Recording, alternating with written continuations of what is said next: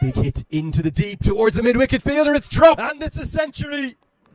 জিতলে বিশ্বকাপের মূল পর্বে খেলা নিশ্চিত, এমন সহজ সমীকরণ সামনে রেখে আজ ওয়েস্ট ইন্ডিজের মুখোমুখি হয় নিগার সুলতানার নেতৃত্বাধীন বাংলাদেশ নারী ক্রিকেট দল।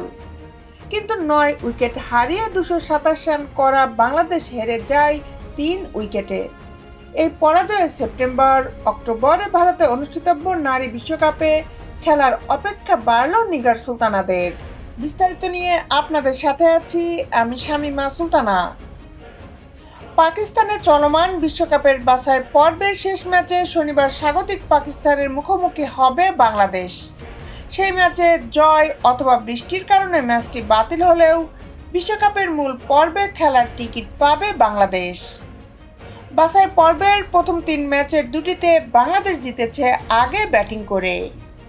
লাহোর সিটি ক্রিকেট অ্যাসোসিয়েশন গ্রাউন্ডে টসে জিতে আজও আগে ব্যাটিং নিয়েছিলেন বাংলাদেশের অধিনায়ক নিগার। কিন্তু এবার আগের 2 ম্যাচের মতো বড় রান করতে পারেনি বাংলাদেশ। প্রথম ম্যাচে থাইল্যান্ডের বিপক্ষে টসে হেরে ব্যাটিংয়ে নেমে নিজেদের ইতিহাসে সর্বোচ্চ দলীয় স্কোরের রেকর্ড গড়ে বাংলাদেশ।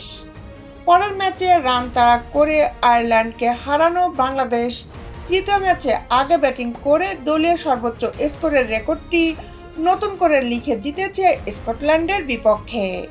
ওই 3 ম্যাচে বাংলাদেশকে বড় স্কোর এনে দিতে গুরুত্বপূর্ণ ভূমিকা রাখেন অধিনায়ক নিগার।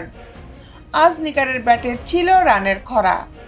বাংলাদেশও তাই পুরো 50 ওভার খেলে 9 উইকেটে 227 রানের বেশি করতে পারেনি। দলের হয়ে সর্বোচ্চ 67 রান করেন শারমিন আক্তার। টার্গেট তাড়া করতে নেমে 46 ওভারে 7 উইকেট হারিয়ে জয়ের বন্দরে পৌঁছে যায় ক্যারিবিয়ানরা। চতুর্থ উইকেটে স্টেফানি টেলর ও অধিনায়ক হেলি ম্যাথুজ 80 বলে 66 রানের জুটি গড়ে দলকে আবার খেলায় ফেরান। 7 রানের মধ্যে দুজনই আউট হয়ে ফিরলে সিনেলি হেনরির 48 বলে অপরাজিত 51 রানের ইনিংসে 24 বল হাতে রেখে সহজ জয় পায় ওয়েস্ট ইন্ডিজ। দেশ বিদেশের খেলার আপডেট নিউজ পেতে আমাদের সাথেই থাকুন। Justice sports, Dhaka.